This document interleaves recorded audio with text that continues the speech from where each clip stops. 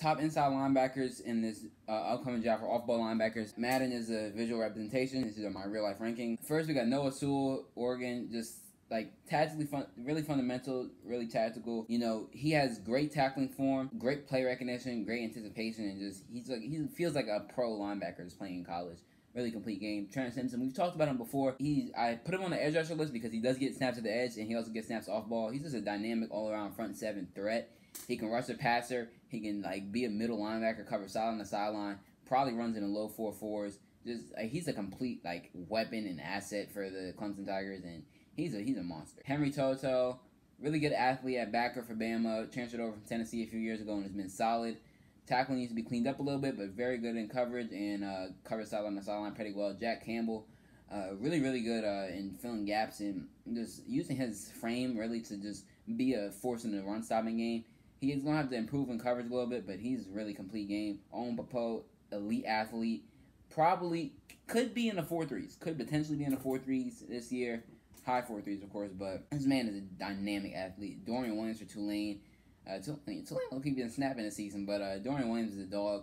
Prototypical build, 6'2", 230, and just really good player. Tyler Grubbs, I don't know why it says Tulsa. This man goes to La Tech. I don't know why it says Tulsa. I don't know why I would put Tulsa. I know what school he goes to. He goes to La Tech. Regardless, this man is a demon of a tackler. He might not be a thumper. He might not even be an elite coverage guy, but in terms of just stopping a run and making tackles, I don't think I've ever seen him miss a tackle. And I watched a lot of La Tech games, and he doesn't really miss tackles. Edifon Ulofoshio, I might have nailed that low key. I might have snapped. Now let me know, because I think I might have snapped low key. He's a very solid player. Pretty good tackler, solid in coverage. We got Marvin Overshown here, converted from safety to the linebacker, and that kind of reflects in his game. Really good in coverage. He's huge. He's almost 6'5". He's 230. He just covers so much ground. It's hard to throw around a guy like that in coverage, especially someone who wears 18,000 armbands. You can't miss him. You got number 10, Justin Jacobs. Plays a lot of outside backer for Iowa because he's in the box. He hasn't really proven himself to be a certain tackler, and that's why they have Jack Campbell doing that. But he covers a lot of ground, really good in coverage, just a great athlete. And with that frame, 6'4", 240, he has so much upside in the league, especially as an off-ball guy. You just got to be able to see, steps in the right direction in coverage and in tackling in the box. But man, this dude, he can be a monster. He can be a top whatever linebacker in the NFL in a few years if he can put it together. Drake Thomas for NC State. Very solid linebacker. Him and Peyton Wilson hold it down over there. Justin Flo, he's 5-star coming out of high school, high upside. Just hasn't really been on the field. He played a few times this season. It was rocking people, letting people know, you know what I'm saying? I'm still that guy. But, you can't put someone in the first round off of that. I've seen some outlets putting him in first round. You can't put him in first round if he hasn't played more than one game in college. But I think he's a very great player. This dude can run, hit. He's everything you want. I just don't know, you don't know him.